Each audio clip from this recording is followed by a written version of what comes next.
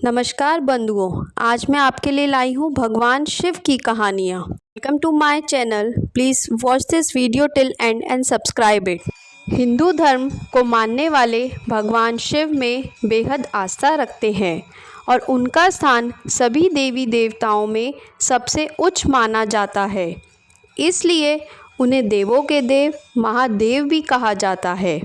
भगवान शिव को बहुत सारे नामों से बुलाया जाता है, जिसमें से एक भोलेनाथ भी हैं।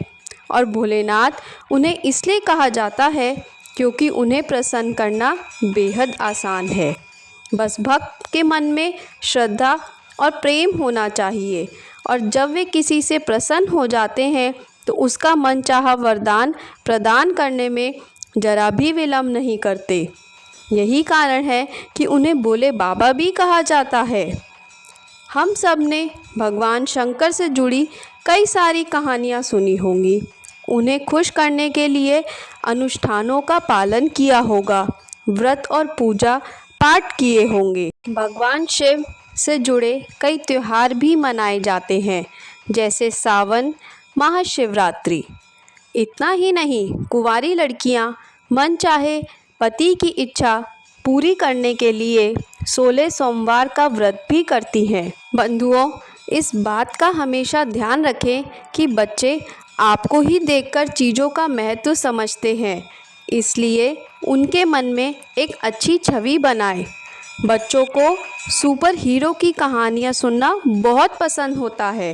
उन्हें बताएं हमारे पास भी एक सुपर हीरो है, जिन्हें हम लोग भगवान शिव के नाम से जानते हैं। लेकिन जैसे सुपर हीरो को लोग अलग अलग नाम से बुलाते हैं, वैसे ही भगवान शिव को देवों के देव महादेव, शंकर, नीलकंठ, गंगेश्वर, नागेश्वर आदि के नामों से बुलाया जाता है। बंधुओं, आज हम जानेंगे भगवान शिव की जटाओं से गंगा क्यों बहती है। भगवान शंकर से जुड़ी हर चीज़ के कोई ना कोई मायने ज़रूर होते हैं। ठीक इसी प्रकार उनकी जटाओं से बहने वाली गंगा के पीछे भी एक कथा है। आपको बता दूं, गंगा नदी पहले पृथ्वी पर नहीं थी, वह स्वर्ग लोक में बहती थी। फिर ऐसा क्या हुआ जिसकी वजह से गंगा मैया को पृथ्वी पर आना पड़ा? आज मैं आपको बताती हूँ कि इसके पीछे की कहानी क्या है। माँ गंगा को शास्त्रों में देवी कहा गया है।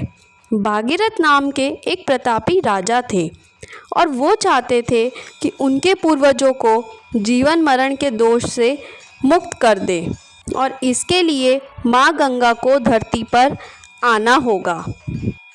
अपनी इस इच्छा को पूरा करने के लिए माँ गंगा की तपस्या की, और वो उनकी तपस्या से प्रसन्न भी हो गई थी।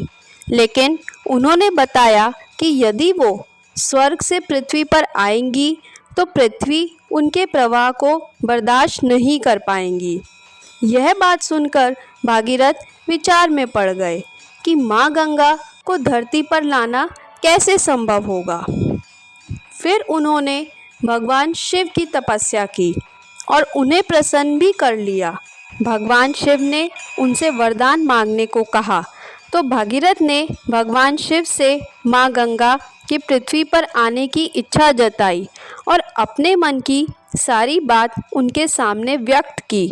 फिर क्या था, सबके दुखों को दूर करने वाले भगवान शंकर भागीरथ की इच्छा को कैसे ना पूरा करते।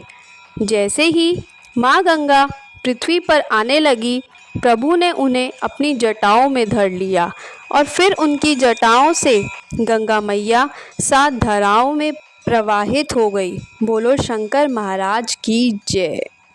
Thanks for watching this video. Please like, share and comment and subscribe it. Thank you.